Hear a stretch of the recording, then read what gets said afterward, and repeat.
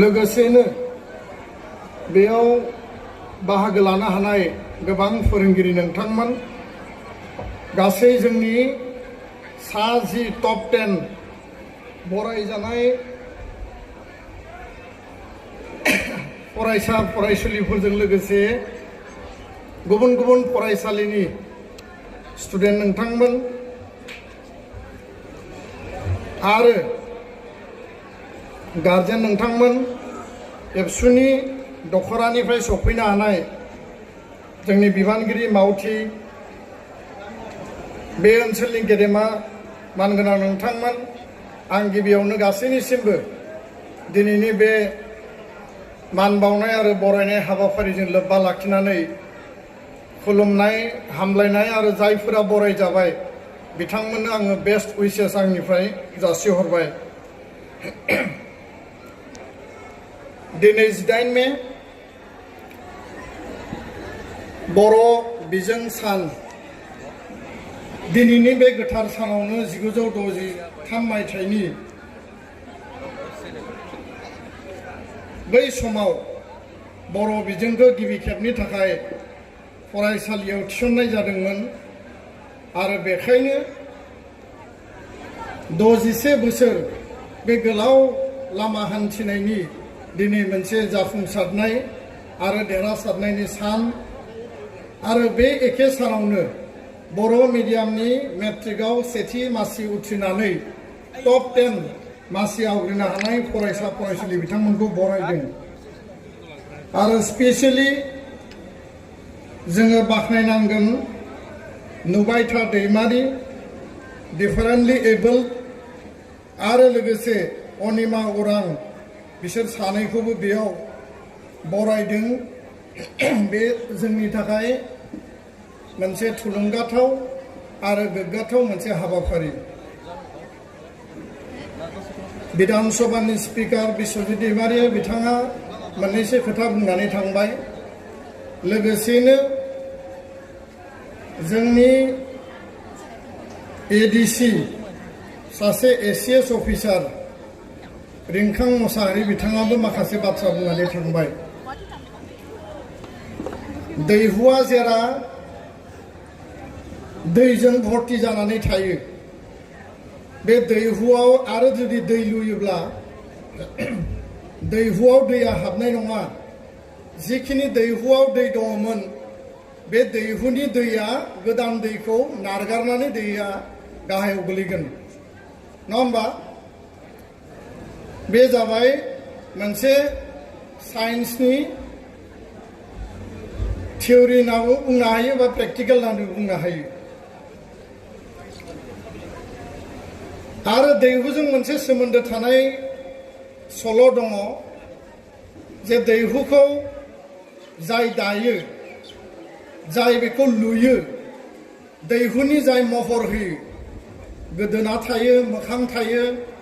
दैहुनि उदैया एसे गिदिर नङा होमबा आरो उनथिंजाय एसे सेप्ता जाहाथे हायाव दोनोब्ला जेराव दोनो बेयावनो थायो।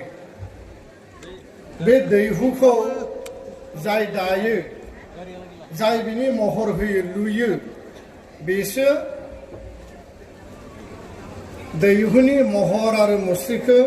बिनि मेलेमाव बे थायो आरो बे मोजाङै लुनानै होनो हायो।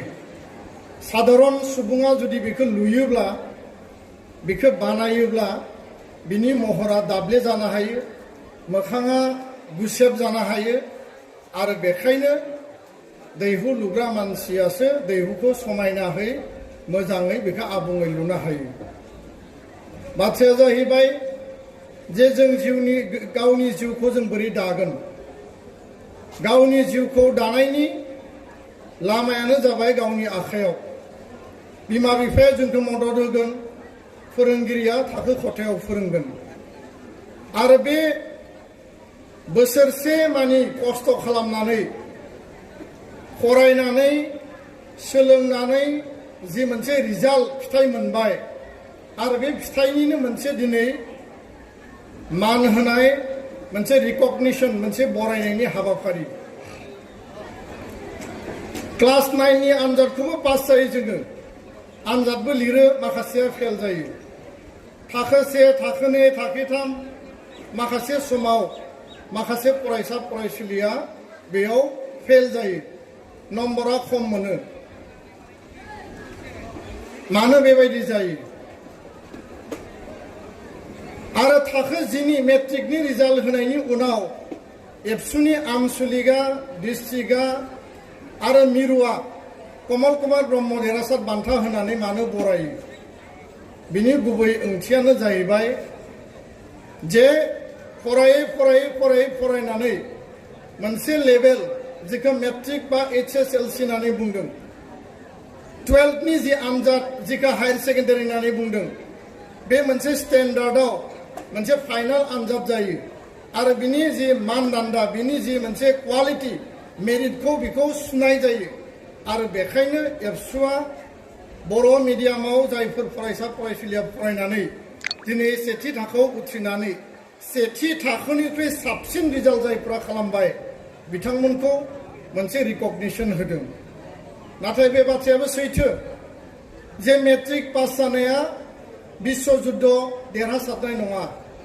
मेट्रिक आनजाद उथ्रिसारनायानो जिउनि गासैबो आनजादखौ देरहासारनानै जाफुंसार जानाय नङा बियो मोनसे स्कुलिं जि आनजाद स्कुलाव जेराव जोङो फरायो बै स्कुल लेभेलनि आनजादखौ उथ्रिनानै नेक्स्ट हायार सेकेन्डारि लेभेलाव नेक्स्ट लेभेलनि आनजादाव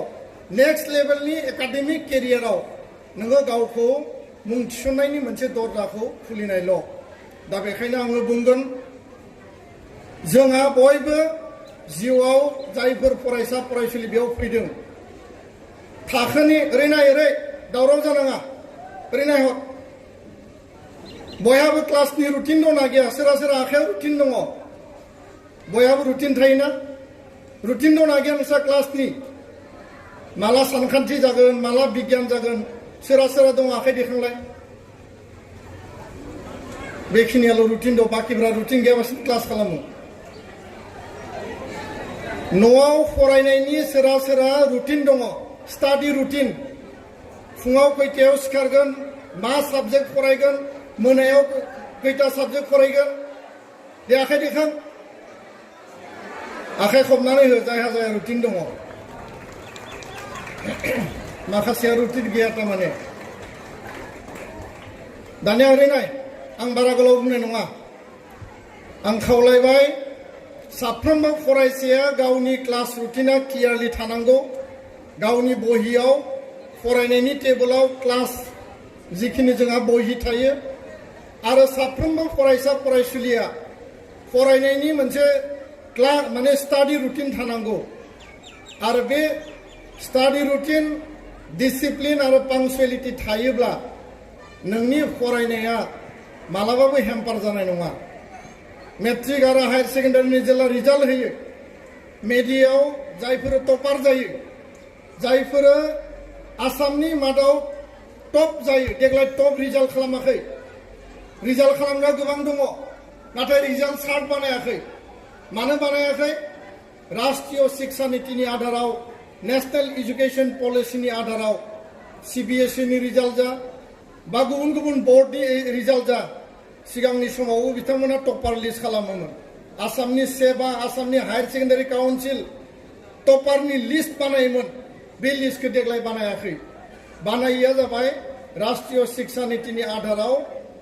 रिजाल्ट डिक्लेयार जागोन किन्तु बिनि रेंकिं डिक्लेयार खालामनाय जाया रेंकिंखौ गावबागाव मार्कशीटआव जों नुगोन दा बेखायनो बे जे जोङो जे आनजादाव उथ्रिसारबाय जोंनि रिजाल्टआ जे डिक्लेयार जाबाय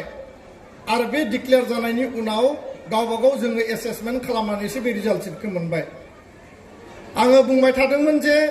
जोंहा बयहाबो साफा जायफोर टपार खालामो जायफोर रेंक खालामो बिसोरो बुङो जे आङो 10 घन्टा फरायदों सोरबा बुङो 16 घन्टा फरायदों सोरबा बुङो 18 घन्टा फरायदों बे बाथ्राखौ लानानै आङो जेब्लाबो एसेसमेन्ट खालामदों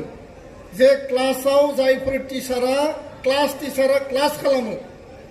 जाय स्टुडेन्टफोरा क्लासाव फोरोंजायो आरो सोलोङो बै फोरोंनाय